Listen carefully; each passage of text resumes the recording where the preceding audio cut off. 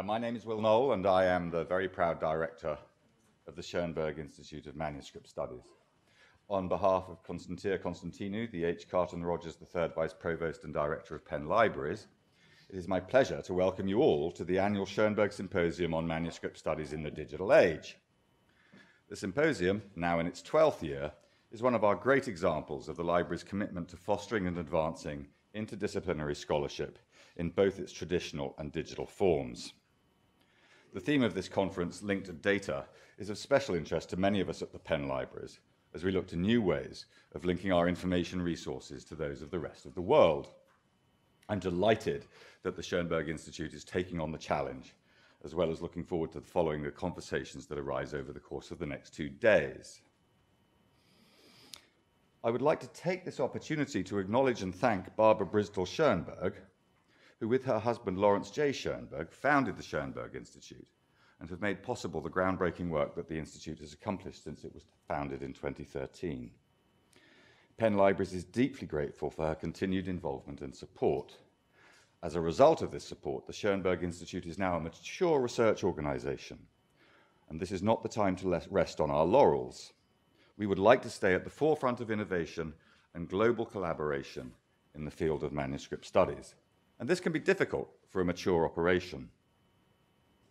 3 things are essential to do this, and we have them all. One is the continued ambition for excellence by members of the SIMS team: Lynn Ransom, Nick Herman, Doc Porter, Doug Emery, Amy Hutchins, Jesse Dummer, Emma Caulfield, Dennis Mullin, and Mitch Frass. This I do not doubt for a moment. The second is the continued engagement of Barbara Brisdell.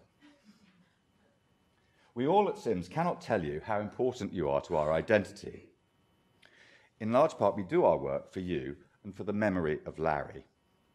And your continued advocacy for SIMS at the highest levels of government will continue to be incredibly important to SIMS's success in the years ahead. Finally, if we're going to stay current, we need to stay in touch with you all, the movers and shakers in the field. I want you all to think, what can SIMS do for me? And then try out that idea on us. If we like the idea, and if we have the bandwidth, we would love to play. On behalf of Penn Libraries, and in the good company of friends and colleagues that I hold so dear, I wish us all an enjoyable and rewarding conference, and I am now going to hand over the podium to the Schoenberg Institute's organizational heart and its soul, Dr. Lynn Ransom. Thank you so much, Lynn. Thank you. All right, so thanks everyone for coming to the 12th annual, I can't believe we're in the 12th year, of a Schoenberg Symposium on Manuscript Studies in the Digital Age. We're delighted to welcome you all to what I hope will be a very productive and thought-provoking 2 days. Will sort of stole a little bit of my gratitude thunder, so I was going to thank Barbara, and so I will thank her again just because she means so much to us, and she really is one of those rare jewels of support that we get to work with, hopefully for much, much longer. Don't worry. I also want to thank our colleagues at the Free Library of Philadelphia, especially Janine Pollock, who's here, and Caitlin Goodman, who's here. Yep, is Caitlin here? Yeah.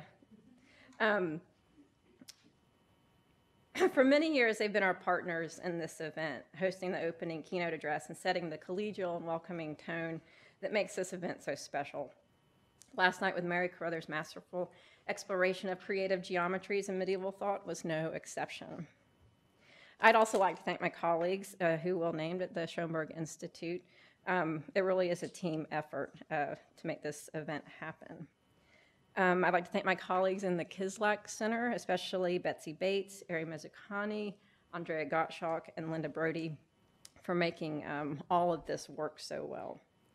And also thanks to Betsy Dimming, who's standing here, for her technical support.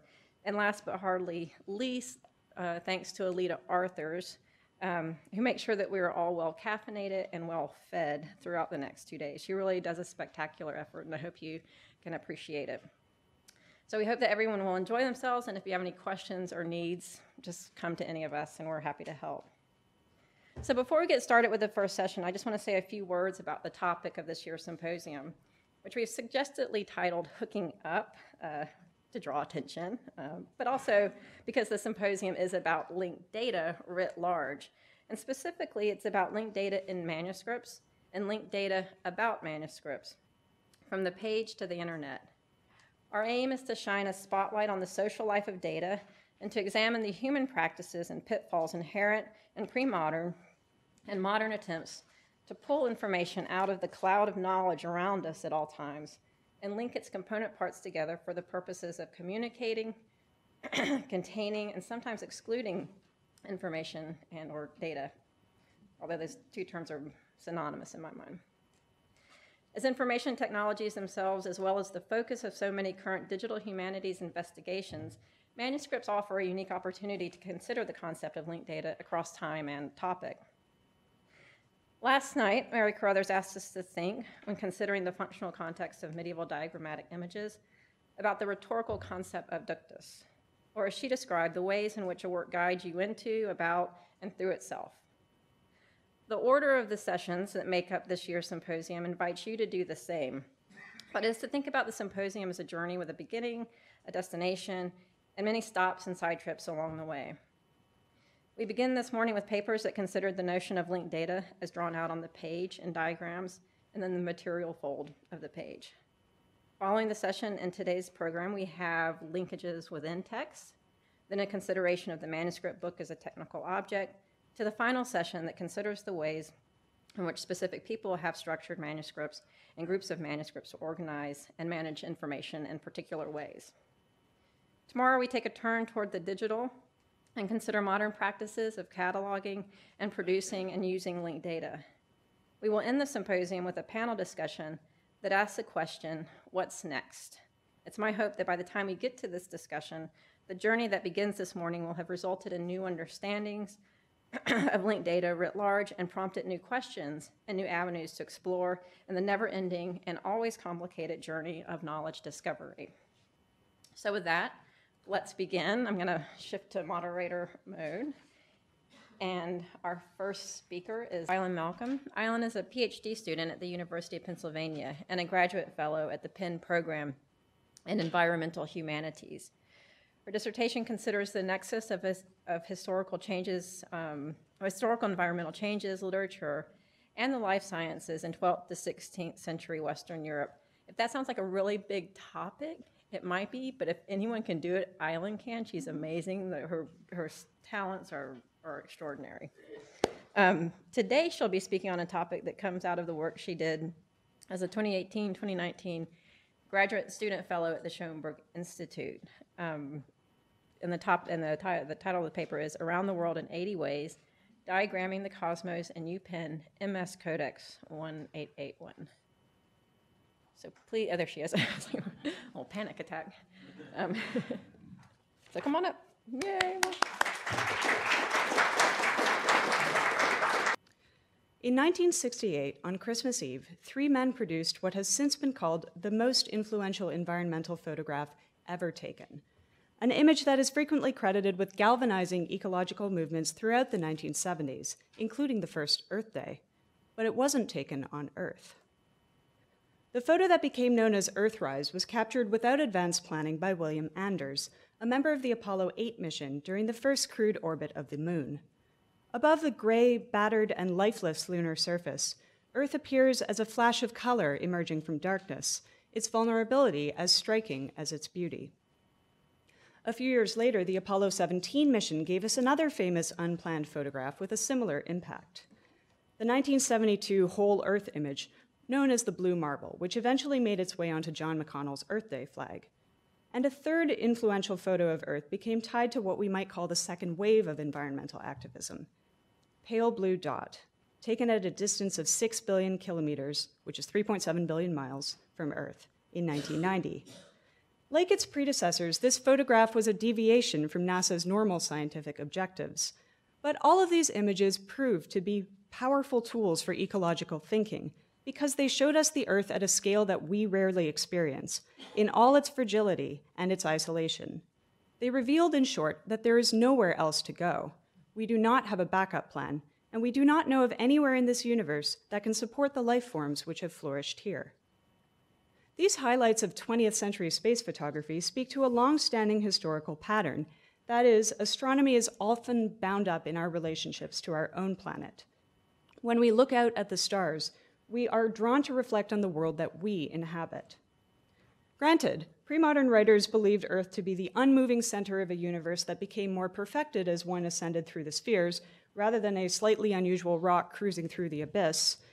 But these writers also saw clear links between superlunary matters and earthly environments, with planets and constellations exerting tangible influences on terrestrial life. Shellfish shrink and grow according to the moon phase, affirms Isidore of Seville, while Hildegard of Bingen writes that the stars are the blood vessels of the firmament. Modern photos like Earthrise also exemplify the roles of visual aids in enabling us to imagine the universe from perspectives that we cannot access through observation alone. Today, I want to discuss pre-modern astronomical images by way of the manuscript at the University of Pennsylvania, a manuscript that is in some ways typical of late medieval university texts, but that often also invites us to broaden our understanding of pre-modern pedagogy. I will begin by outlining this manuscript's textual characteristics and its relationship to its late 15th century context, including the commentary tradition. I will then consider its diagrams in more detail, including its movable volvelles and its compendious climata diagram. To conclude, I will discuss the potential for digital facsimiles to simulate the interactivity of manuscript diagrams. As I hope to show with this case study, astronomical manuscripts offer us not only insight into the scientific and rhetorical cultures of the past, but also echoes of our historical moment, speaking to current discussions surrounding cognition, technology, and the roles of humans within their environments. In 2017, the Kislak Center acquired the manuscript now known as MS Codex 1881 from the Benedictine Monastery of Conception Abbey. This codex contains several of the most important astronomical texts of pre- and early modern Europe, including the Theorica Planetarum, a textbook describing epicyclic planetary motion, De Sphera Mundi, a textbook dealing with the macroscopic structure of the universe, and the Alphonsine tables, a popular tool for calculating eclipse times and planetary positions. Likely copied in northern Germany, 1881 is dated 1481 in a colophon at the end of De Sphera. In the margins of the Alphonsine tables are additional calculations for European cities such as Erfurt, Leipzig, Magdeburg, Mainz, Nuremberg, Paris, and Prague. Magdeburg is also transliterated into Hebrew at the end of the manuscript, along with the Hebrew alphabet. Although I will focus on De Sphera today, I would like to emphasize that the contents of 1881 are both typical of late medieval universities and complementary. De Sphera Mundi was the most common astronomical text in Europe from the late 13th century to the late 17th, being widely used to teach the fundamentals of astronomy in the quadrivium. Composed around the year 1230 by Johannes de Sacrobosco, a math instructor at the University of Paris, this text provided a brief introduction to the Ptolemaic universe, the zones of the Earth, and the causes of eclipses.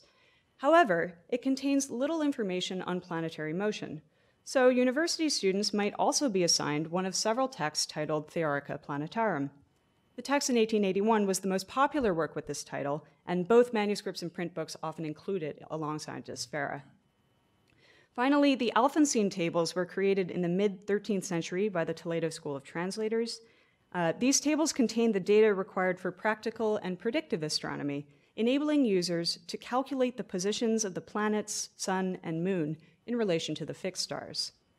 Collectively, these texts therefore serve as a complete introduction to pre-modern astronomy in both its theoretical and technical aspects. In many ways, however, De Sphera is the evident centerpiece of this collection. It is the only text that contains a complete commentary written in a smaller size between sections of the main text. De Sphera also contains interlinear glosses explaining difficult words, which are visible from zooming in on this section of the main text. Yet perhaps most remarkable are its diagrams, such as this image of the circles of the celestial sphere. Although it is fairly common for manuscripts of Desvera to contain diagrams, they are rarely as numerous or as detailed as those in 1881. So this codex therefore contains numerous methods of linking information, but we might begin with a closer look at the relationship between text and commentary. We can generally expect any authoritative medieval text to have been taught alongside at least one commentary, which could help to clarify the literal meaning of the text, provide new Latin vocabulary, and demonstrate rhetorical techniques. Desvera generated a large, under-researched corpus of commentaries, which offered a respectable medium for academics to present new ideas. For example, the 500-page commentary by Christoph Clavius became a standard university text in its own right, and was even translated into Chinese. The anonymous 1881 commentary was likely not designed to propel its author to academic stardom, although it does seem to have enjoyed a modest readership in Central Europe. Thus far, I have found 3 other copies of it, currently in Freiburg, Vatican City, and Vienna. In 1881, it begins on folio 15R, before the beginning of the main text, with a prefatory section on the uses and general characteristics of astronomy. We learn that astronomy is the branch of knowledge that directs us to contemplate God, and that it can be used to predict good and bad future events. This preface occurs only in the Vienna manuscript, which does not include Sacrobosco's original text. And here you can see the incipits side by side. Desvera itself begins on folio 15V of 1881, with a brief divisio textus providing an outline of its 4 chapters. The commentary then resumes with an elaboration on Sacrobosco's outline. This is the point at which the Freiburg and Vatican copies begin. Like the Vienna manuscript, both contain freestanding versions of this commentary. My initial explorations of this commentary suggest that it follows Sacrobosco's text closely while offering additional exempla and conceptual aids. It could have been read on its own, as the 3 European manuscripts might suggest, but while the interwoven main text and commentary in 1881 is unusual for Desvera manuscripts, it speaks to a common strategy of learning canonical text twice. First, the student would read the text itself, storing it in their memory section by section, and then they would return to the commentary, linking meaning to the text that they had already studied. This manuscript's owner may have been particularly invested in committing both Sacrobosco's words and his meaning to memory, perhaps even an instructor. The textual aspects of 1881 thus reveal how a single manuscript could foster multiple learning strategies, including nonlinear and repetitive reading, a fact that will become even more apparent as we turn to the manuscript's diagrams. And I'm just going to leave this up here for a while so you can admire Nicholas Herman's hands. Thus far, I have spoken of the diagrams in 1881 as if they supplement the text, but the impression one has when actually handling the manuscript verges on the opposite. These images are so complex and visually engaging that Desvera seems to have offered a pretext for creating them. In fact, diagrams were an integral rather than a supplemental component of premodern scientific pedagogy. As Mary Carruthers has frequently expressed, including last night, we cannot map our current distinctions between verbal and visual representations onto the Middle Ages. Medieval writers do not draw a sharp distinction between verbal and visual memory, and images and text can both be considered to have rhetorical functions. A primary function of the Desvera diagrams would have been to assist students in developing mental images of the universe. And by mental image, I mean a kind of imaginary visualization, but crucially one that can be manipulated at will. So it's a bit like if we were to picture the blue marble image and then picture it rotating, and then picture it rotating and revolving within the solar system in 3 dimensions. A little bit like this, but 3-dimensional. According to Carruthers, almost every medieval diagram implies some degree of mental manipulation on the part of the student using it.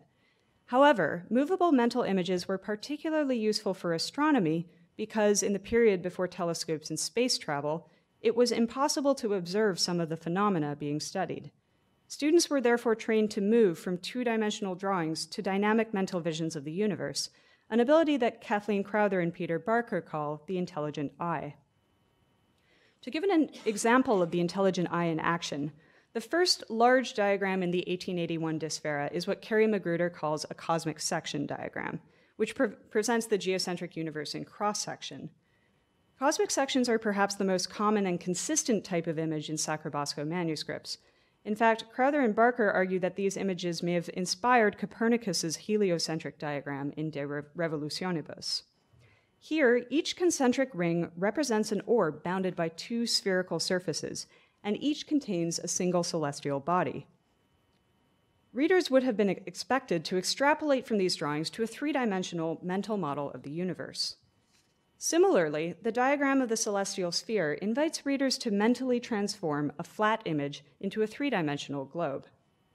Still used today, the celestial sphere is an imagined sphere concentric to Earth with infinite radius, so we are at the middle of it, observing it from within, and the sphere represents the configuration of the universe around us.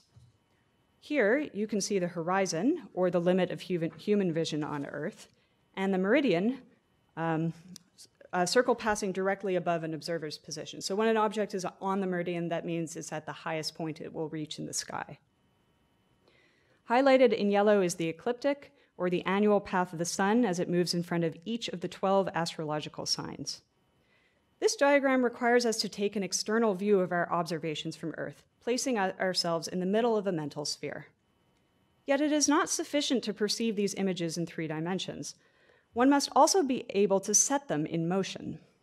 One tool that could help readers in this regard was the volvelle, a rotatable disc affixed to the manuscript with a simple axle. And these ones are the axle is made of thread. Dysphera includes 4 of the 6 intact volvelles in 1881, as well as traces of others that have been lost.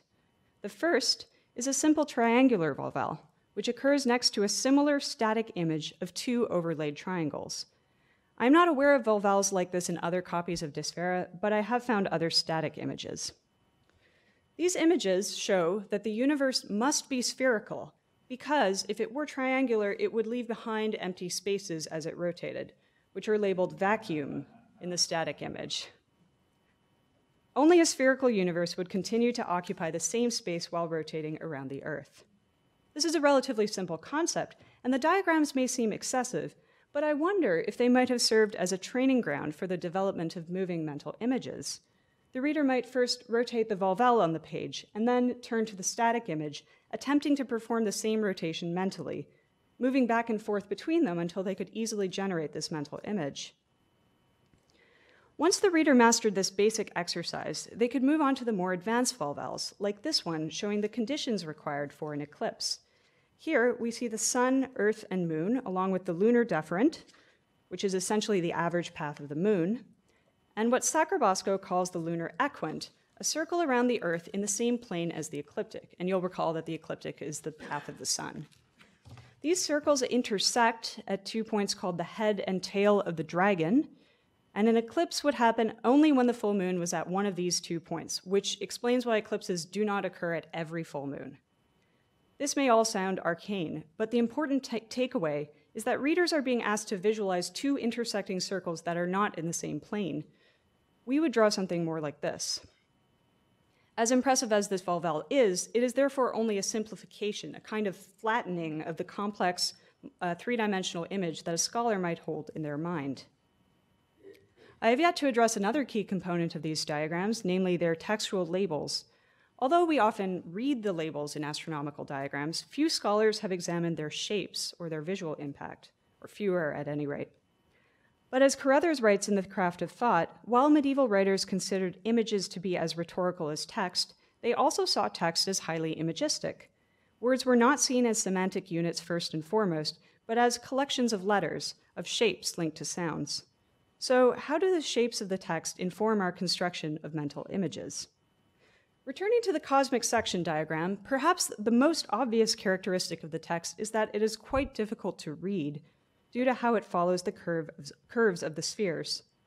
But perhaps our ability to read these labels for their literal meaning is less important than their capacity to inspire our intelligent eye. By guiding our corporeal eye around this diagram, the labels model how our mental images might move, with each orb rotating around the center. To continue thinking about the shapes of labels, I would now like to turn to what may be this manuscript's most fascinating and unusual image, its encyclopedic climata diagram. Like the astronauts on the Apollo missions, Sacrobosco repeatedly turns back toward Earth, describing the 5 latitudinal zones of the Earth in Book 2 of Dysphera, and in Book 3, the division of the Northern Hemisphere's temperate zone into 7 climes. Ancient and medieval writers associated each of these climatic bands around the Earth with distinctive features. For instance, each clime contained different types of animals and stones. Many images of these climata survive in Desvera manuscripts, and in fact, 1881 contains 2. The smaller one provides the names and dimensions of each clime, while the larger one contains dozens of place names, including major cities, bodies of water, and landmarks. This second diagram is quite unusual, given that climata diagrams were often simple and schematic, rarely including more than a handful of representative place names. In fact, an illustration in another of Penn's Desvera manuscripts, LJS 216, contains no text at all, and I believe this will be on display during the exhibit at the end of this symposium. This image depicts the climes as colored bands on an unlabeled hemisphere. Nonetheless, there are occasional cases of highly textual climata diagrams from the late Middle Ages, such as the 7th figure in Pierre Dailly's Imago Mundi, which, according to Alfred Hyatt, may draw on the lost climata map described by Roger Bacon in his Opus Maius. Dailly includes numerous place names, rotating them when regions extend across multiple climes, like Spain on the far left or India on the far right. However, this image does not bear a clear relationship to the one in 1881, since the two use different sets of names and do not always place the names that they have in common into the same climes. For instance, the 1881 map omits the elephants in Dailly's figure. Moreover, Dailly's map does not share the 1881 diagram's odd tendency to repeat place names across multiple climes. This repetition of names could be an effort to convey the actual boundaries of regions such as Egypt or Libya, but it is surprising that some city names occur several times, such as Alexandria and Antioch. Given that medieval writers often disagreed about the classification of certain places, this may be a sign that the creator was compiling from multiple sources and registering alternative views. It is also worth noting that, like Dailly's figure, the 1881 diagram organizes place names not only from north to south, but also from east to west. For instance, the 7th clime progresses from Constantinople and the Aegean Sea on the left to France, Scotland, and finally what I believe is Santiago de Compostela Cathedral. The grid-like layout may encourage us to read this image as a hybrid of diagram and map, midway between pure schema and faithful geographic representation. There are other medieval images that walk this line, but for our purposes, perhaps the most recognizable analog dates from the 20th century. First designed by Harry Beck in the early 1930s, the London Tube map is a highly influential diagrammatic map that shows the relative rather than absolute positions of underground stations. Beck realized that surface-level geographic features did not matter underground, and that travelers only needed to know the stops and interchanges along their routes. Compared to earlier geographically accurate maps, like this 1908 version, the result was more legible and more successful at representing both the dense central area of the network and its sparser outer limits. While the tube map thus evolved from geographic maps, the 1881 diagram likely developed in the opposite direction, in that the artist filled a conventionally schematic diagram with data. But this comparison does call attention to certain aspects of the manuscript image. For instance, like Beck, the 1881 artist seems committed to the detailed representation of both the center of the world and its conventional periphery. That is, both the 4th clime, commonly understood to offer the optimal conditions for human life, and the 7th, where the artist likely lived. Even the allegedly uninhabitable frigid zone includes some Scandinavian countries, and probably my home country of Canada. The repetition of names also has parallels in the tube map, perhaps suggesting some relationship to the context in which these names appear. The artist may have wanted to place certain names next to each other due to their associations in other texts, or to shape the kinds of itineraries or paths that we could draw. Questions like these remain open, but what is clear is that the 1881 climata map is a creative effort to think at multiple scales, to situate local realities within their global and climatic context. As I hope that I've demonstrated by now, the illustrations in 1881 provide valuable case studies for both research and teaching. I have therefore been working on online resources for some of these diagrams. So before I conclude, I'd like to show you this project in progress and to encourage you to contribute any insights that you may have. So here's the project homepage as it stands now with the 5 digital diagrams that are currently available. And maybe we can start with the rotating diagrams, which use overlaid images, JavaScript, and scalable vector graphics to simulate the experience of turning a manuscript volvel. So far, I've created rotating diagrams for one of the original volvels and the cosmic section diagram, which I can show you right here. And I should mention that Doug Emery developed the initial plan for these based on resources created by the Columbia Center for Learning and Teaching and Learning, both. So we can rotate this diagram by clicking on it and moving the mouse up and down, which enables us to read the text more clearly, pausing as we follow it along the page. This framework will also allow us to create digital volvels with multiple disks, and I'm hoping to add more based on the later volvels in 1881. The other type of resource on the site is a group of annotated diagrams based on the cosmic section, the celestial sphere, and the large climata map, which I made with the Omeka web application and the Neatline plugin.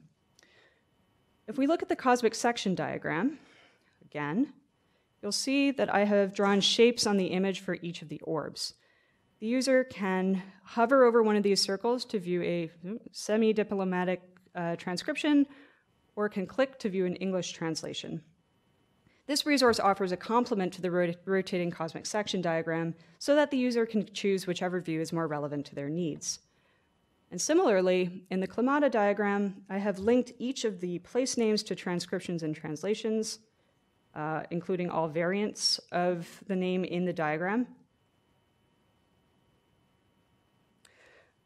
Some of these remain uncertain or difficult to link to a modern equivalent, so if you have ideas about these, please get in touch. I would be really delighted to update the site and to add you to the credits. All right.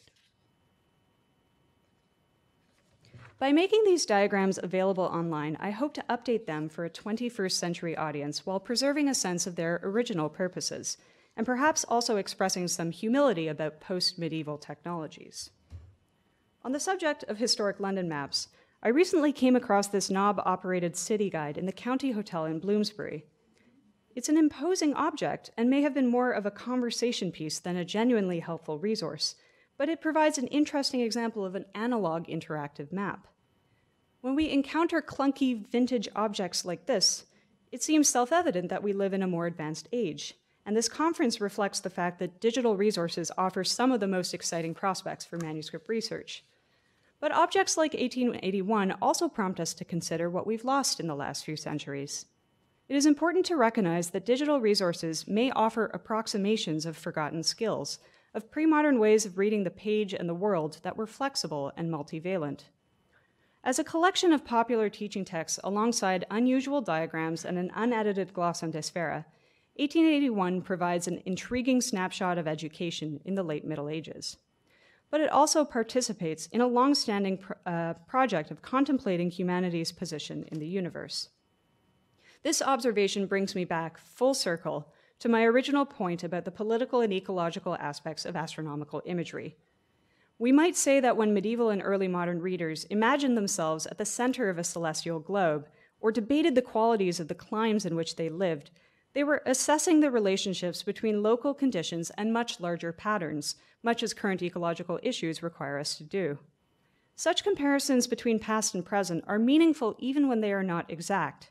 In fact, just as scientific explorations of outer space have tended to turn back toward Earth, so studies of historic scientific practices provide an opportunity to reflect on our own values and methods of constructing knowledge.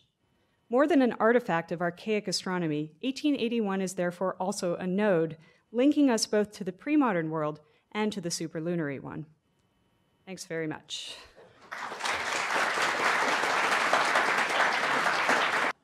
All right, welcome back. For those of you who don't know me, my name is Nick Herman, and I'm curator of manuscripts here at the Schoenberg Institute, and it's my pleasure today to introduce our second session devoted to the theme of texts. So as Lynn mentioned at the outset, we're moving through kind of thematically through the topic of linked data throughout the conference. Our first speaker is Dr. Kelly Tuttle. Kelly's been a colleague of ours at Penn Libraries for a little over a year now, serving as project cataloger for the Manuscripts of the Muslim Worlds project, which is a really exciting initiative to digitize and describe manuscripts from the Islamicate world in 3 major repositories. So here at Penn, at the Free Library, where we all were last night, and also at Columbia University in New York and at smaller institutions in the region. So this work is supported by a 3-year grant from the Council on Library and Information Resources, and even though we're less than halfway through the grant, it's been amazing to see the discoveries that Kelly has made during this short time. Before joining us in 2018, Kelly was assistant professor of Arabic at Earlham College, but she received her PhD from Penn in 2012 from the Near Eastern Languages and Civilizations Department.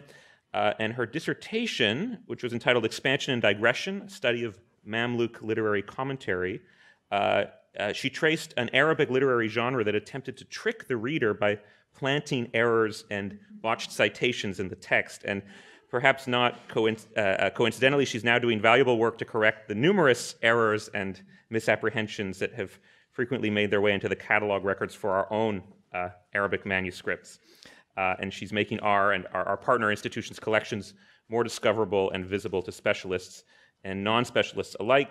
She's given great new energy to the study of Middle Eastern codices here at Penn, and she's held a number of introductory workshops and more advanced workshops on Islamic manuscripts that have been sold out. So if you're interested, I encourage you to get on the waiting list for the next one early. Her talk today is entitled Relinking Data in Premodern Arabic Poetry Commentary. Kelly. Thanks, Nick. I'm sorry to say that I only have one diagram for you, and it is concentric circles, but it's not from a manuscript. So with that in mind, today we'll be looking at commentary, specifically a commentary tradition stemming from a 12th century Arabic poem called Lamiyat al-Ajam. This is a gloss of the first section of the poem for you to look at while I'm talking about this. So you can see there that the source text is what's in red, and then there's just a sort of very quick gloss about vocabulary, grammar, and meaning. And these are the 3 things that keep showing up in all of these commentaries. In my view, Arabic commentary is very much linked data. It's just not machine readable in its current state for the most part. Commentary is by necessity 2 or more works in intentional structured correspondence, which means that the texts and ideas found in the commentary tradition and in the wider discourse are intrinsically linked. In the Arabic and Islamicate tradition, commentary is also a major genre. It might even be the major genre between the post-classical and the pre-modern age, which is basically the 13th to 19th century. So a long chunk of time, there are a ton of commentaries. And it was seen for a long time as either purely exegetical on the one hand or position staking on the other hand. And now, over the last, let's say, decade, to be generous, it's being looked at with a little more nuance and with an eye to figuring out what people are actually wanting from these commentaries and defining terms and just working out why there are so many of these in libraries all over the world.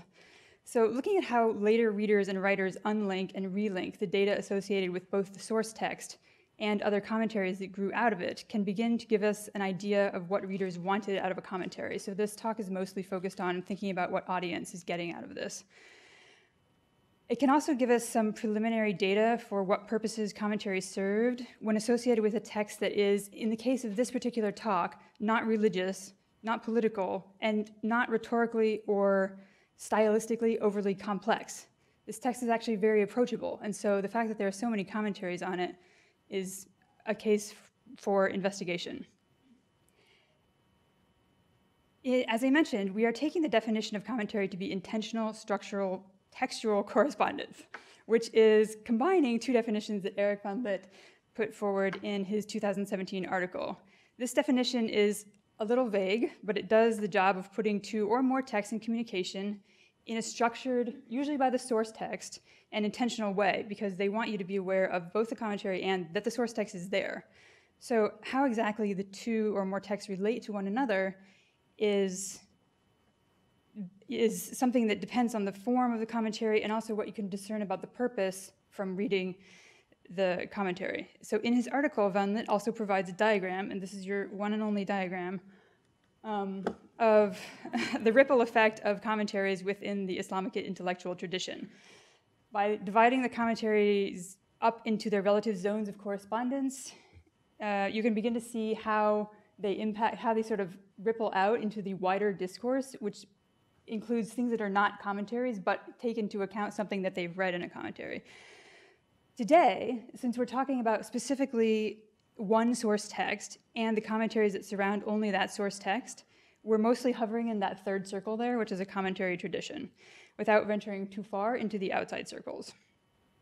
So the source text is a 59-line poem by the 12th century author Mu'iyyaddin at-Tuqra'i. He died in 1121. The poem is widely known as Lamiyat al-Ajam, as I said at the beginning, which means the poem rhyming in L, so the final rhyming letter is li, actually, at the end of the poem, of the non-Arabs, okay? So the poem rhyming in L of the non-Arabs. That is what the poem is known as. Already in the title, you have an allusion to another more famous poem called the poem rhyming in L of the Arabs, okay? And that poem is much more famous. That one is hugely famous. And so if you have your poem that is called the poem rhyming in L of the non-Arabs, people will immediately associate it with the much more famous poem of L of the Arabs and be like, what is the connection between these two? So what is the connection between these two is something that commentators take up, but sadly that is a discussion for another time.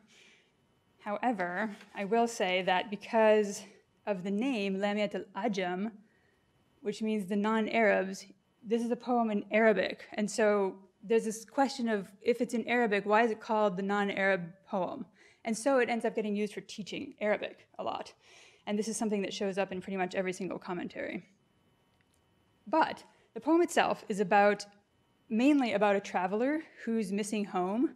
He wrote it when he was in Baghdad, but he was actually from Isfahan.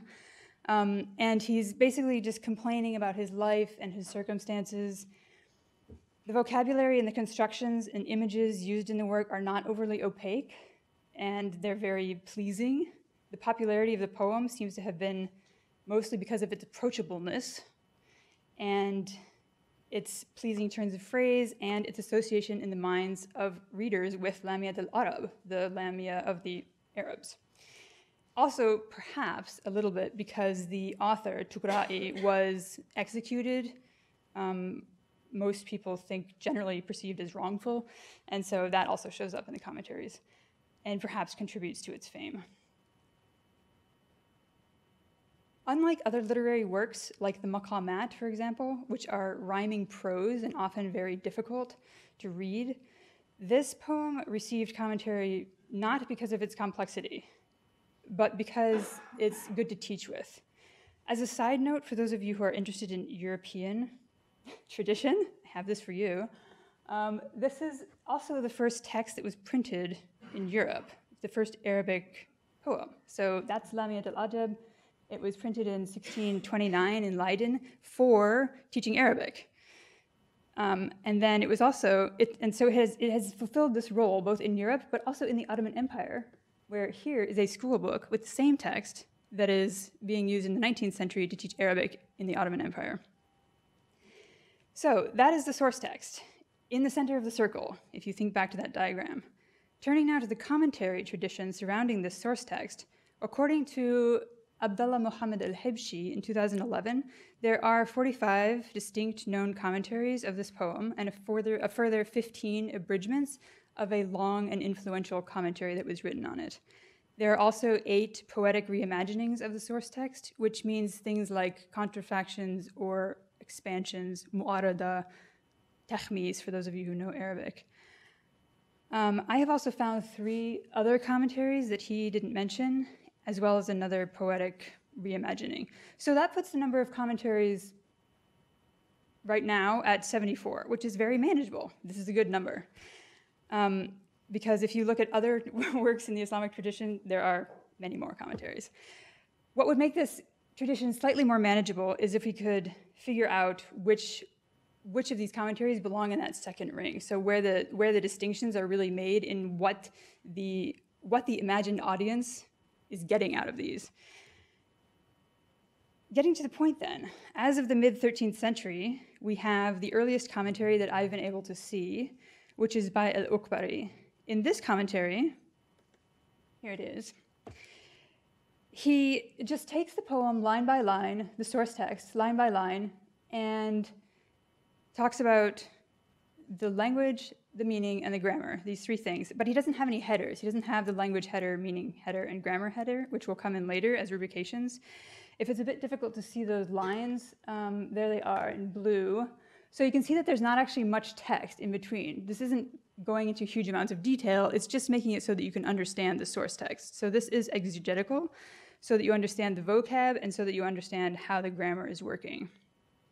The next major development, which affects all further commentaries on this text, is the 14th century commentary by Khalil ibn Aybek as-Safadi, who died in 1363. He was a prolific writer during the Mamluk period. He's probably most well known today for his 30-plus volume biographical dictionary called Al-Wafi bil-Wafayat, which is basically the big book of obituaries. In it are lots and lots of people and his thoughts about them and what they wrote. He wrote this commentary basically using the source text as a hanger on which to place other information that he wanted the reader to have. And he titled it Al-Ghayth al-Musajjam, or Musjam, fi Sharh Lamiyat al-Ajam, which means abundant rain gathered in commentary on Lamiyat al-Ajam. And it is indeed an abundant commentary, and it's also kind of formless. So it's usually 2 or 3 manuscript volumes, and it's organized associatively, apparently according to whatever came into his mind as he was writing. This means that it's extremely good for browsing. You can basically open it anywhere and read around in it, and you will find fun things to read. But it makes it useless as for searching. You can't possibly search within it because there's no way of guessing what he would associate something with.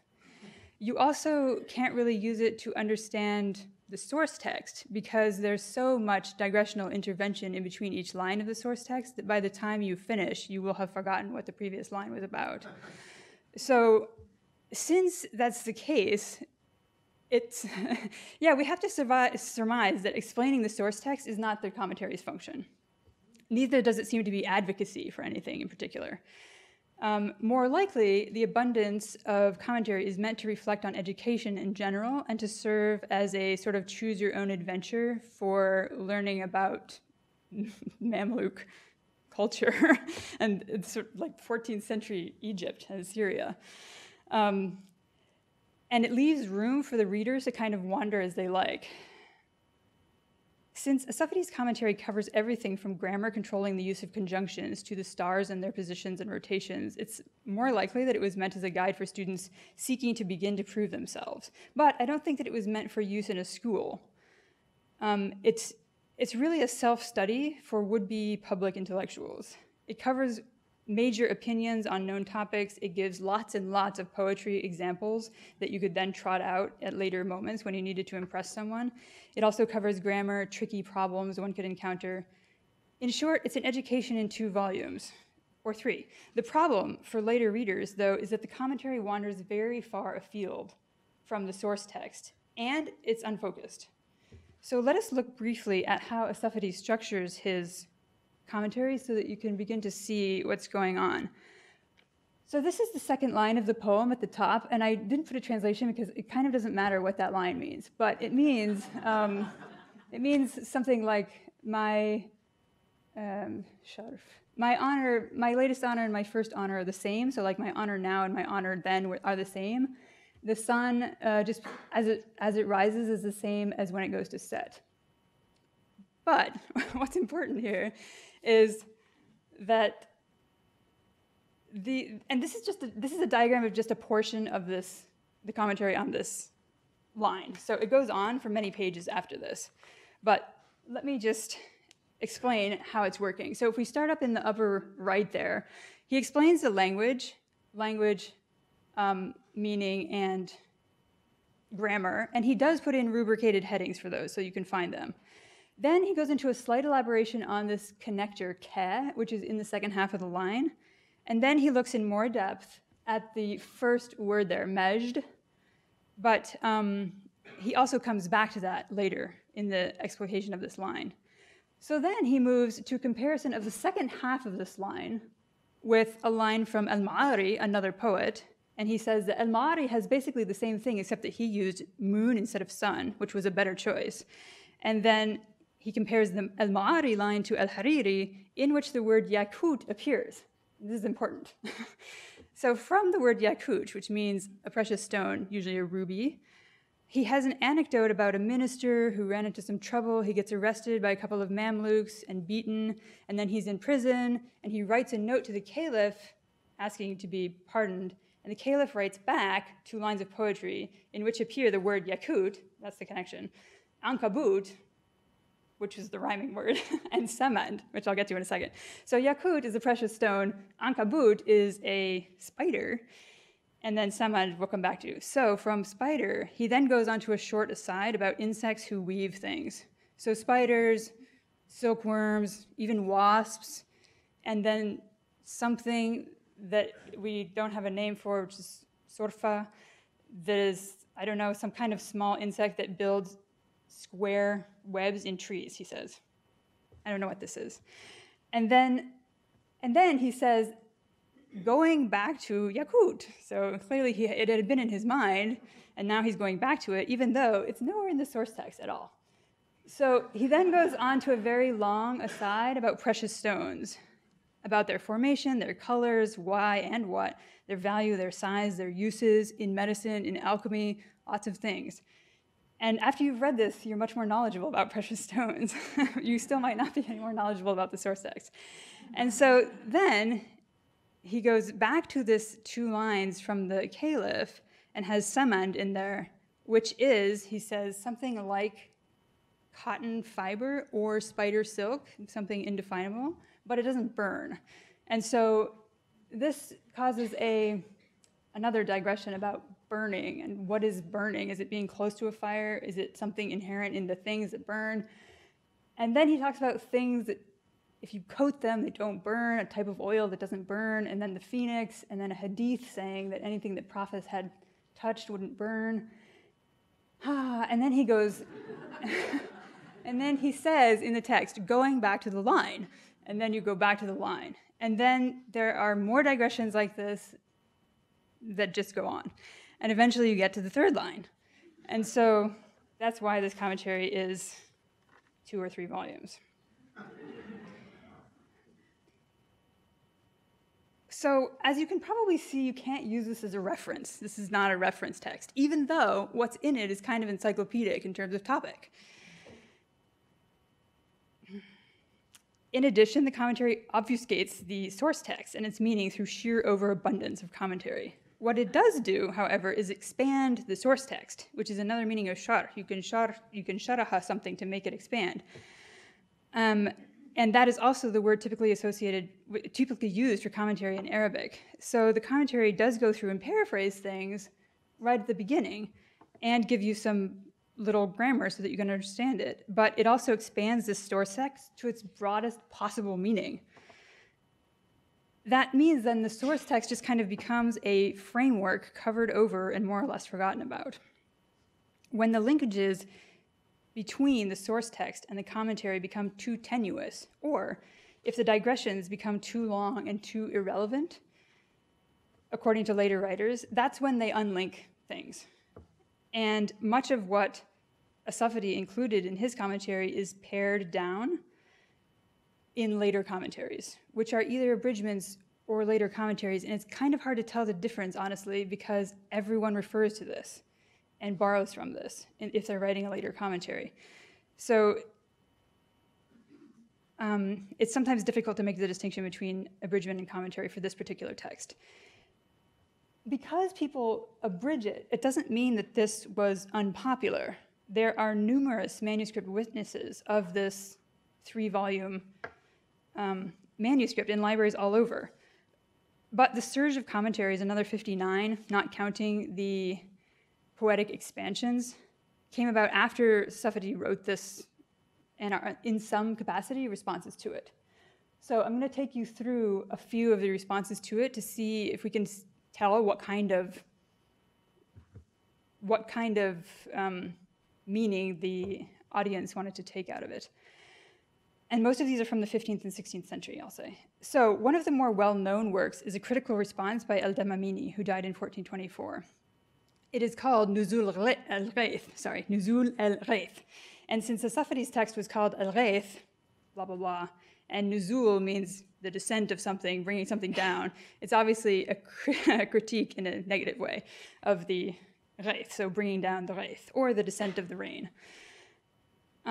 In it, he largely focuses on what he sees as grammatical mistakes and rhetorical misidentifications. So in his case, numerous small objections were the point of the response to a Safadi. And if this sounds a little petty and nitpicky, it's probably because it was, and the response was really actually to a Safadi as a person, because they had some kind of interpersonal difficulties, which, by the way, a Safadi had with quite a lot of people. So that's not terribly shocking, but that is one response. Moving to Ibn Hijr al-Hamawi, who died in 1434, his abridgment is called Buruq al-Ghayth, which means flashes of lightning in the Ghayth.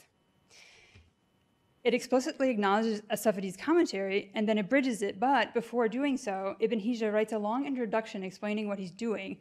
He says he's retaining the flashes of brilliance that appear among the lines, like lightning in the dark of night, which sounds positive. But then he goes on to say that it's like lightning without rain, so kind of pointless. And sort of a disappointment. He then mentions that as-Safavi was the great lover of really elaborate and clever turns of phrase. Jinas is what it's called in Arabic. And that he put in way, way too many of them, and he should have just cut them back. So that's one complaint that he has. And then the other one is that he says that as-Safavi plagiarized some of it and gave wrong attributions. So he says that in his abridgment, he's going to go through and he's going to only cite things that can be attributed properly, and he will correct these plagiarizations. So that's what he does. The next abridgment that I have available, and I feel like I should mention that of the 74 commentaries, I have only laid eyes on about 27 of them. So there are some gaps in my understanding of this commentary tradition. But the next one that I have available is Bahrak al-Hadrami's, written in the early 16th century, in which he cites as-Safavi and says he took most of what was in his text from him, but then he says that of all the amazing things and digressions and explanations that as-Safavi went into in his commentary, actually led to it being impossible to finish, which is an interesting point, because then you have to wonder, was as-Safavi's text meant to be finished like that, or read straight through even? Or was it supposed to have been read around in, like a browsing text, instead of reading straight through text? To me, it seems more likely that it was meant for browsing and not reading cover to cover, even though the structuring source text does proceed in order. Al-Hadrami trims it down significantly. He does, however, leave in some small explanatory anecdotes. For example, in the second line of the source text, which is what we're looking at up here, when the word doha appears, which is the 4th word from the left side, if you want to look at it, he says, instead of just mentioning that this means the beginning of the day, he says, oh, and the Arabs had all of these different names for parts of the day, and these are where they come from. And that's taken from as-Safavi directly. So he does keep in the commentary some of what he wants readers to know, just not as much as as-Safavi wrote. So in sum, the abridgments seem to follow two paths, with the second path branching more than the first. So one path is the paraphrase commentary, which we saw at the beginning. It's very basic. It helps you understand the text. There's virtually no introduction about the author, and there's nothing really about the background of the poem. The second path is more interesting in terms of thinking about linked data, and that the abridgments or commentaries take from as-Safavi only after having been edited for specific ideas that they want to highlight. As shown with a brief view of the commentaries here, one highlighted mistakes and personal grievances, one highlighted poetry and the point of accurate citation. And one highlighted historical anecdotes and reasons behind vocabulary. Others that fall into this category highlight different aspects. What these writers do then is relink the data a Safadi gave in ways that are more useful to them or more useful to their imagined audience. In many cases, as with the Safadi's commentary, the writer says that the imagined audience is students. A Safadi alienated some of his would-be students by having too much information. At the same time, though, and possibly because of the level of frustration with his commentary, his work also generated numerous other studies, which means it was serving its purpose, if that's what its purpose was. And it sort of turned itself into the new source text, making Atuqra Islamiyat al-Ajab kind of irrelevant to the argument that a Safadi is making. One abridgment that I just want to mention, I want to mention two more abridgments because they do slightly different things. So there's this one, Al-Muttaqi min Sharh Lamiyat al-Ajam, so selections from the commentary on Lamiyat al-Ajam. And this one goes so far as to entirely remove the source text. So even though it says it's selections from the commentary on Lamiyat al-Ajam, the Lamiyat al-Ajam is not in there anymore, nor is any explanation of what the poem means. So all of these parts about language, meaning, grammar, they've all just been taken out. So what you have left is things that a Safadi said that are interesting and that will give you an education, but they don't actually have anything to do with the source text anymore at all. I said at the beginning, once a Safadi wrote his commentary, all other commentaries that I have seen draw on it and reuse it or respond to it. Only the ways in which the information is linked is different. Another example of a way that people are sort of relinking data is like this. This is actually quite late. This was copied in the late 18th century. And this one is one of the very basic paraphrase commentaries with the three sections, language, grammar, and meaning. But then the marginalia added to it are the little anecdotes that were in a Safadi that have now been put back into here, but on the margin because that's where they belong, according to this person. So that one up there is a little anecdote about Alexander when he decides to, when he's about to meet the king of Persia and he needs to contact Aristotle to ask for information, because this is next to the word ra'i, opinion or perception, and so this is a moment of perception and he's asking for help. That's what that anecdote is doing there. It has nothing to do with explaining the text. But it does have something to do with understanding being a student, let's say. By way of conclusion, this manner of relinking data, whether in the body of the commentary itself or in the margin, shows that readers then, as now, were concerned with the ways in which information connected to other information and the ability that one had to find that information and trace it back to its source, so that we could do more in-depth analysis of this commentary tradition and so that we could begin to get a better handle on what Islamic literary commentary is doing in the pre-modern age. I personally would like to have this this particular commentary tradition in text searchable format. And I began a transcription project with some students from Earlham College when I was teaching there, where we went through some of the paraphrase commentaries that had the tripartite structure, and we looked at what they actually said in each line, and we transcribed it so that we could start to search them together. But that hasn't really gone anywhere since I left that position. But I think that being able to tag what are the types of connections that you see, especially in something like a Safadi, what type of connection is there, would really be useful for trying to understand the commentary tradition a bit further, especially literary commentary in Arabic, which hasn't actually been looked at much at all, if it's not maqamas, and even that hasn't been looked at much at all. So thank you.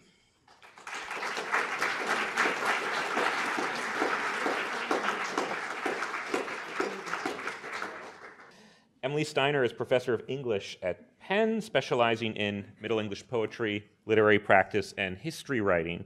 She's the author of two groundbreaking books, Documentary Culture and the Making of Medieval English Literature from 2003, and Reading Piers Plowman from 2013, both Cambridge University Press.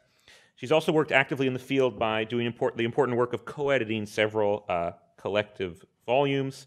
So The Letter of the Law, Legal Practice and Literary Production in Medieval England, and with our own Lynn Ransom, Taxonomies of Knowledge, Information and Order in Medieval Manuscripts, which were papers based on the proceedings of the 2012 Schoenberg Symposium.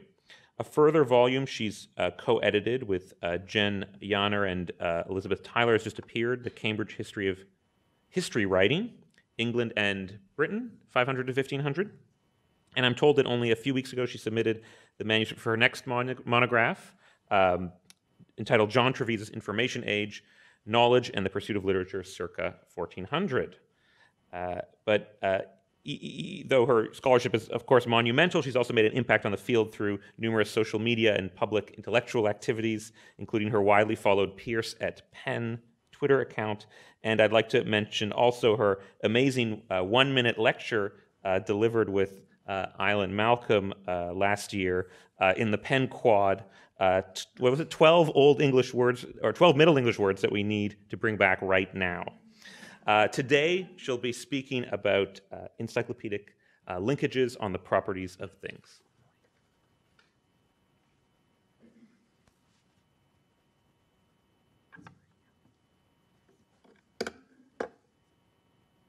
Thank you so much for that kind introduction, and thank you so much for Lynn Ransom for always organizing things for us, and for Barbara Brizzle and, of course, Larry for making it all possible. Lynn said to me, you can give a paper at this conference if you can figure out how to connect your work to linked data. So I thought I'd give it a try. So I begin my talk with an entry from a modern rather than a medieval encyclopedia, and this is an entry on solitary bees, also called minor bees, from the Encyclopedia Britannica 2015, a New World species. Among such bees, there is no caste. Some solitary bees make chimneys or turrets at the nest entrance. Others nest in woods or in the pith of twigs or canes. So just to close read that, the digital version, as you can see, of this classic encyclopedia encourages us to link data by connecting us to other entries, wood, larvae, pupae. But there's also these unlinked words in there, chimneys or turrets, not quite as technical as larvae, and you get the feeling that these are introduced into bee science, my new word, melitology, at different times from different contexts that they haven't quite shed, and that these have come to be associated, maybe through mining, with the structures that solitary bees build. Caste 2 refers to a long history of describing bees in terms of human social classes and hierarchies. So from Aristotle on, bees were thought to possess an ideal form of monarchy, the king, and medieval writers were deeply invested in how bees behave like model subjects to their king. Others nest in wood or in the pith of twigs or canes. This is like a wonderfully gratuitously literary sentence. It's like syntactically complex. It's ridiculously pleasant to the ear. And it suggests that, and of course all these things aren't linked, the twigs and the pith and the canes. And so there's obviously more at stake in supplying these details than simply information for information's sake. So in this paper, I want to make two big points. One is that this modern entry on bees invites us to see that linking has its genealogies and data its prehistory.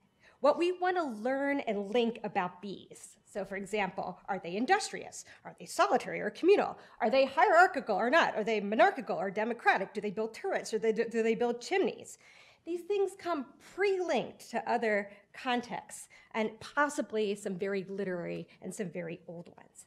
And the second point I want to make is that the genealogies and prehistories of linked data also help to explain why some things are considered data, why they're considered information in the first place. Data, you might say, is not a given.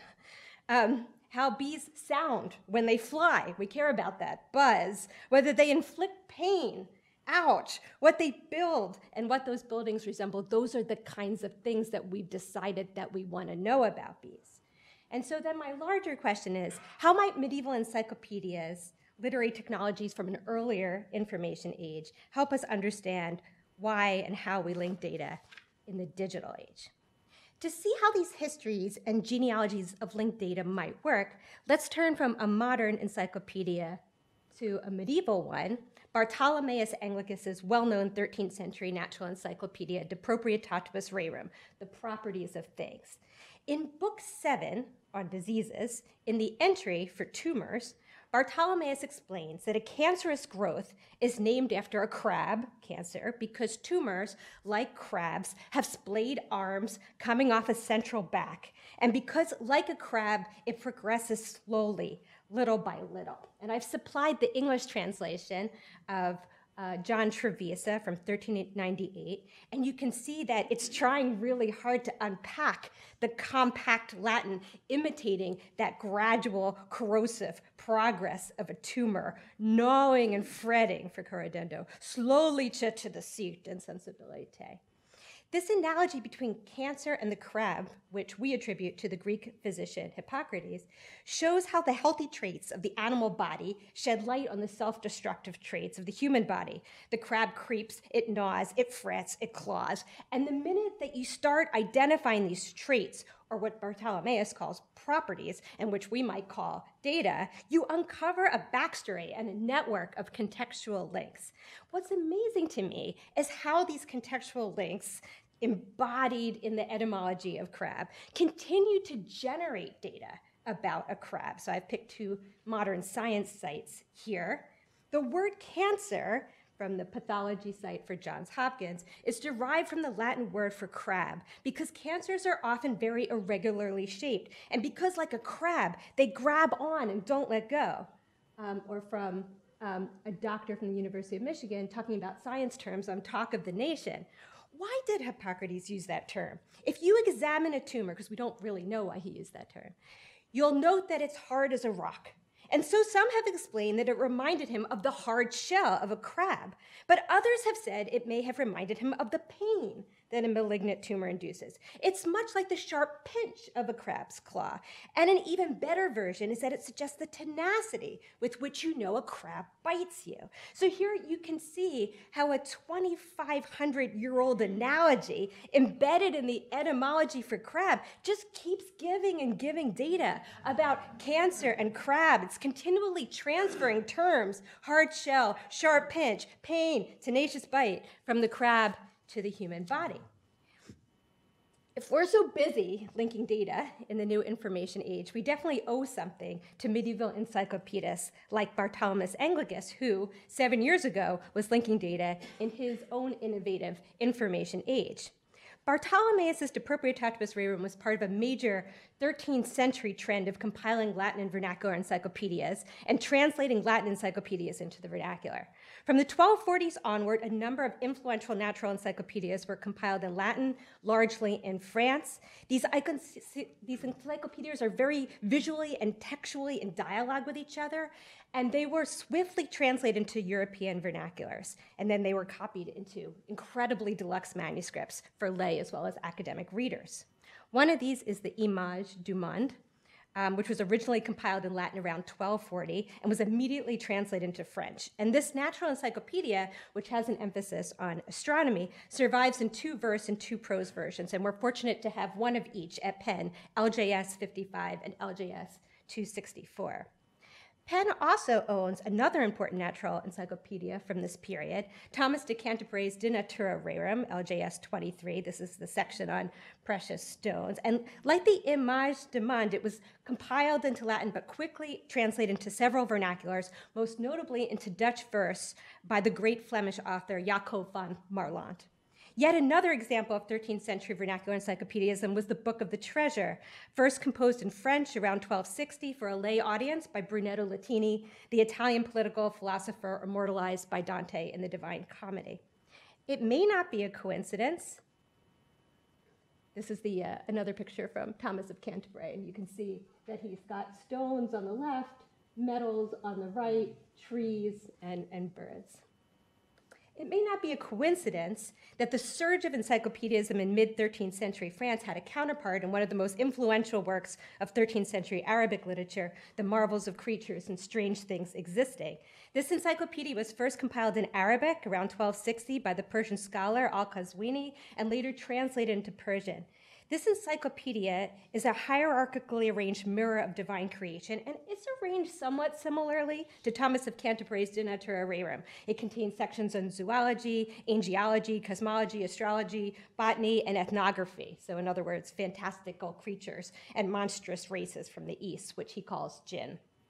The text that I've been talking about, Bartholomeus Anglicus's De Proprietatibus Rerum, was compiled first in Latin around 1240 and then translated into many European languages, including French and English and Dutch in the 14th century, and copied into some of the most luxurious manuscripts of the later Middle Ages. We do have a fragment of this in our collection, which is a paste down. Here we have from the nose to the ears in this section. This natural encyclopedia had an especially long shelf life. It was printed and remained a university textbook through the 16th century, and it was even adopted by colonial missionaries recording indigenous animals and agricultural practices in South America. And I know that thanks to my colleague in history, Marcy Norton, who I had coffee with the other day. There's a lot of really interesting things about this encyclopedia. According to Bartholomeus, he designed his encyclopedia for beginning students, maybe at the School of Magdeburg, trying to decode figural language and scripture. So say if your student is reading the Song of Songs and comes across the verse, your breasts are like twin fawns of a gazelle grazing among the lilies, well, now they can look up gazelle or lily, or if they need to, breast. For Bartholomeus, the justification for assembling a natural encyclopedia was the presumed need of students to create links between the language of scripture and collective knowledge about the natural world. Bartholomeus divided his encyclopedia into 19 books, beginning with God and the angels, the virtues, the humors, the senses, moving to the human body and social estates, to diseases, the calendar, the seas, regions and minerals, a very large book on plants, a very large book on animals, and ending in book 19 with a grab bag of eggs and milk and musical instruments and weights and beverages. The Proprietatibus Rerum also includes paratextual aids, navigational tools like a detailed table of contents, a partial bibliography, and in the French version, translated for the great royal bibliophile Charles V, an illuminating program of illustrations. So an obvious point is that medieval encyclopedias, like modern encyclopedias, organize information through taxonomy. So the ways in which medieval readers link data partly depends on whether you include bats on this section on birds or in beasts, in this case, birds. Whether bees are assigned to the book on birds or the book on beasts, in this case, both. Whether melancholia belongs in book 7, which discusses human diseases, or whether it belongs in book 4, which discusses humors and the elements of the human body. In De Proprietatibus Rerum, it's the latter. Unlike modern encyclopedias, like the Encyclopedia Britannica or Wikipedia, medieval encyclopedias also link information by laying authorities side by side. Or in other words, they tend to be more interested in compiling than in consolidating information. They make no effort to disguise their sources, although they don't reliably cite them either. And in fact, the goal seems to have been to compile as many authorities as possible: the Bible, Galen, Isidore, Augustine, Aristotle, Aristotelian commentators, Pliny, Constantine the African, sermon writers like St. Basil, Gregory the Great, Alain de Lille, and many more. So we'll take the example of the entry for the pelican in book 12 on birds. This entry begins with information taken from Leviticus and Deuteronomy. The pelican is an Egyptian bird, and it's unclean. It's treif. Bartholomeus then turns to Peter Lombard's gloss on Psalm 102, I am become like a pelican in the universe. Now for Peter Lombard, like other medieval commentators on this psalm, the pelican is a figure for Christ, although Bartholomeus chooses to leave out that moral. From this gloss, Bartholomeus extracts the following information about the pelican. Pelican chicks slap their parents in the face, the mother kills them, and then restores them after 3 days by bathing them in her own blood, which she extracts from her chest. And of course, we know that baby pelicans feed by sticking their bills down their parents' throats, and so I like to put those images together. So next, Bartholomeus turns to a totally different source, the Book of the Wonders of the East, composed by Jacques de Vitry, a crusading bishop in the Holy Land around the year 1200. According to this source, pelicans have big wings and a slippery digestive tract, which is true. Vitry then provides a different story about the vicissitudes of pelican parenting. When the mother goes out of the nest to find food for her chicks, a serpent enters the nest and stings them to death. The mother, returning, mourns for 3 days and then revives them with her own hot blood. Some of the chicks in return nurture her back to health. She remembers which chicks helped her and which didn't, and records and punishes them accordingly. It is disorienting to read these accounts side by side, especially if you want information about pelicans, and especially these weird stories about pelican parenting, which of course feel more like moral fables and observations about nature. And you might say that this entry on pelicans hasn't quite managed the transition from narrative to data. Historian Mary Franklin Brown describes the medieval encyclopedias like this one as heterotopias of knowledge, that is, spaces where many possible ways for knowing are juxtaposed, and as such, she says, served as libraries in miniature. Although the pelican entry feels particularly medieval in this respect, like a mini library, it also begs this question: what are the histories of proximity that predate digital links?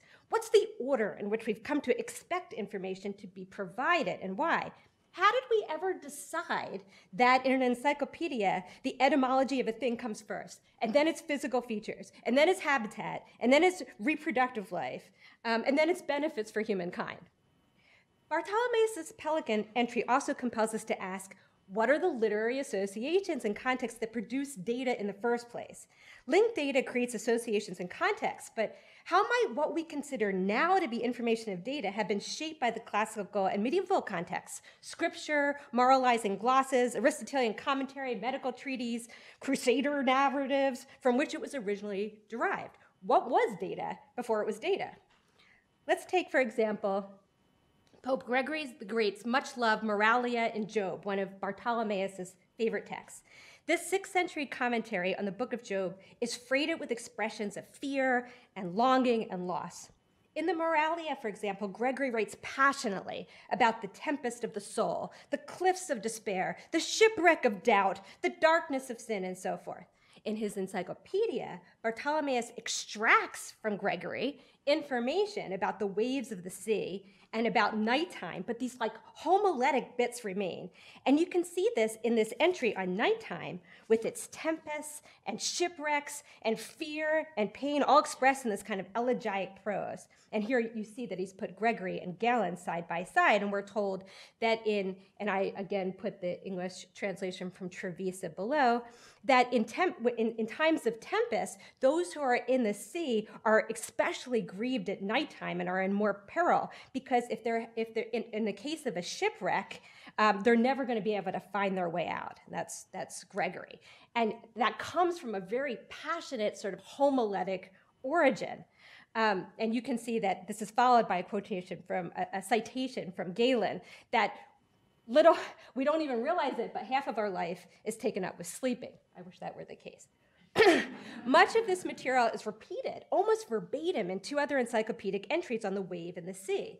So in short, Gregory's commentary on Job is informing Bartholomeus' selection and organization of data, the distinctive particulars, nighttime, waves, sea, and the traits or properties that they hold in common, that they're perilous, that they're terrifying, that they're hurtful.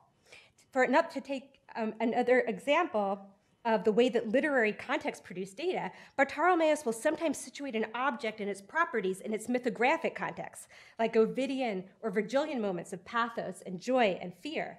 So for example, in Book 5 on the human body, in chapter 23, the entry on voice, Bartholomeus cannot resist invoking Orpheus when he lists all the things that a sweet voice can do. A sweet voice can alleviate toil, it can win praise, it can alter the emotions of its listeners. So in other words, the fable of Orpheus is partly responsible for classifying voices as sweet, like introducing sweetness as a property of voice and explaining the effects of a sweet voice on the listeners.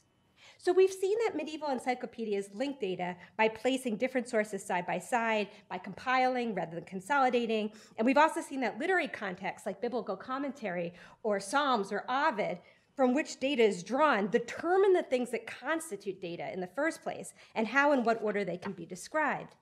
The peril of the wave, the sweetness of the voice, the slipperiness of colons, the hardness of shells. Our encyclopedist Bartholomeus Anglicus doesn't call these information or data, he calls them the properties of things. And indeed, properties are the true data links of the medieval encyclopedia. It may be that thinking about data as properties will give us yet another angle with which to re-examine our linked data.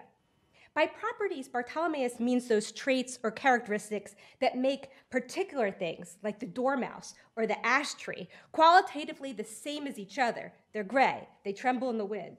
Properties include traits like light and color, decibel, density, acuity, locomotion, magnetism, roundness. For medieval writers, Galen's humorial theory was a major source of properties. For later medieval encyclopedists, Aristotle and commentators in Aristotle were also important sources, especially Aristotle's on animals and on the senses and on meteorology. Medieval encyclopedists enriched the supply of properties by compiling properties from many different sources across literary, philosophical, scientific, and theological traditions. Through properties, they also linked humans with non-human species in ways that are modeled by their sources and with inorganic matter. And this is a fabulous passage in De Proprietatibus Rerum on skin. Why are men's skin, why are people's skin softer, more pliable, in English, nesher, than in beasts? It's because it allows them to touch better. Because if it was hard and thick as the shells of a shellfish, they wouldn't be able to, they wouldn't be able to sense. And if they were rough and hairy as the skin of an ass, then that would inhibit their ability to feel what they're feeling. And therefore, in the palm of the hand, the skin is softer than in other parts of the body. If this passage sounds decorative, even ornamental, kind of like that Encyclopedia Britannica passage on bees, this is not surprising, because medieval encyclopedists recognized the affinity, the crucial link between scientific properties and rhetorical properties. In De Proprietatibus Rerum, Bartholomeus explains that the properties of created things contribute to the ornamentality of the created world.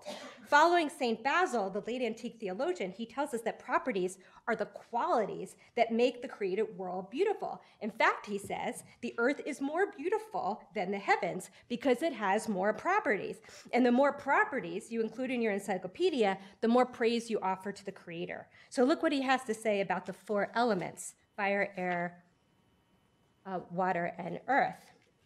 Just as each of the four elements is never idle, so each one is never lacking in ornament, because each one has its own ornament. The fire has stars, the airs have things that fly in it, the water has things that swim in it, the earth has beasts that go in it. And if you look closely at the English translator, you see that he's added even more properties and changed up the syntax to make this description of the four elements even more ornamental. The water has fish and beasts that swim therein. The earth has beasts that move and go therein. And here again, you may be reminded of that passage about the bees, chimneys and turrets, pith or wood or cane. It seems the more properties, the more ornament, and the more ornament, the more properties. This ornamental quality was and still is inseparable from the accumulation and the linkage of scientific data. Now, medieval encyclopedias and medieval rhetorical treatises share an interest in this relationship between ornaments and properties. In a natural encyclopedia, all the properties of created things, both pleasant ones, like the iridescent scales of the fish, and nasty ones, like the crustiness and dry eyes, constitute their adornment or ornament. And we can compare this idea to Geoffrey Van Soph's famous guide to rhetorical poetics, the Poetria Nova. And there, Geoffrey explains that the properties of things, like the lushness of a meadow, allow writers to create ornamented language, either by moving from one part of speech to another, so meadows bloom, so we call them blooming meadows, or from a word to a near synonym, from bloom to smile to laugh, and finally to figures of speech, like the laughing meadow. A good stylist, says Geoffrey, aims for variety, which can be achieved in all sorts of ways, for example, by alternating long and short phrases or by adding adjectives to nouns. And significantly, he says, the more properties that you know about things, the more you'll be able to mix things up stylistically. Interesting, Bartholomeus in De Proprietatibus Rerum considered the rhetorical and symbolic properties of things to actually be scientific properties. So for example, Bartholomeus tells us in the entry on the meadow in book 14, the earth and its parts, a property of the meadow is that with its lush beauty, it appears to be laughing. And as we just saw with Geoffrey of Van Soph, the laughing meadow was a favorite trope of medieval writers trying to understand how figurative language works. In De Proprietatibus Rerum, one property of the meadow is that it blooms beautifully, but another property is that its blooming beauty lends itself to metaphor. Just to take another example, in the entry for the lily flower, in book 17 on plants, Bartholomeus reports that the flowers of the lily start off green and later mature to white. For this reason, he says, versifiers like to compare the lily to the human intellect.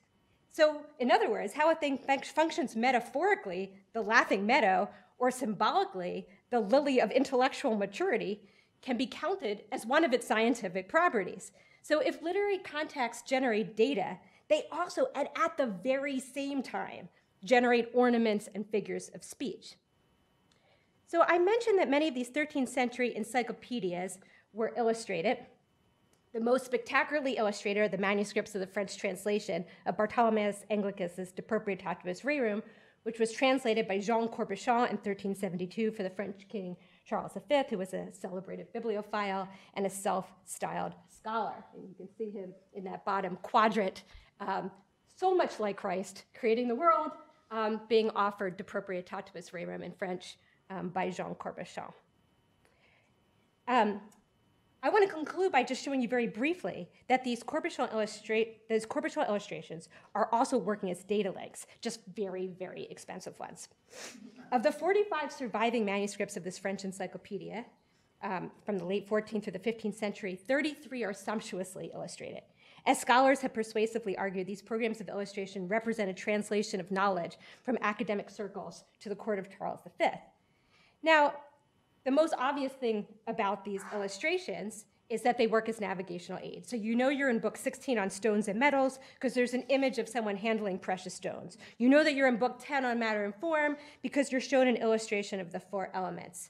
These illustrations, however, draw from other conventions of manuscript art. So book 9 on times is often illustrated by the labors of the month, which we find, of course, on the calendars at the beginning of medieval psalters and books of hours. Book 8 on the earth and heavenly bodies recycles conventional images found in both earlier and later books of astronomy, like the Sphera of Sacrobosco, discussed by Aylin. And this borrowing from other conventions of manuscript illustration is not surprising, but it does remind us that images also have their parallel and pre-linked histories, contexts, and associations. Most interesting, perhaps, are the illustration of animals. As I mentioned with the example of the pelican, Bartholomeus Encyclopedia draws properties from sources that often have a Christian moral, like bestiaries and psalter clauses, but he almost always chooses to strip off the moral along with other figurative devices, because, as he suggests, the goal was to help students decode figurative language in scripture by getting the so-called facts, as it were, about species. In Bartholomeus' entry for the pelican, you'll remember, the pelican chicks, dead for 3 days, revived by their mother with her blood. In spiritual readings of the pelican represents Christ, who saves us with his sacrificial blood. The 3 days represent the time between his crucifixion and resurrection, and so forth. Bartholomeus strips off the moral, but the French illustrated manuscripts designed for Charles V often restore and focus readers on the missing moral by supplying the image of the mystical pelican. The illustrations put the encyclopedia in conversation with other texts that have a kind of different agenda. Likewise, the panther, which in Bartholomeus' encyclopedia is not moralized, is often illustrated with images used to illustrate moralized bestiaries. So in the bestiaries, the panther hibernates for 3 days and then, well rested, attracts other animals to him with his oddly sweet breath, just like Christ does when he is resurrected. In this way, the illustrations of the French manuscripts of De Proprietatibus Rerum acts as links between the natural encyclopedia on its way to becoming a scientific text and the moral readings of the kind we find in other medieval religious writers. Finally, the French manuscripts use illustrations to invite us to see data about the natural world as part of a collective, an archive, or a network of data.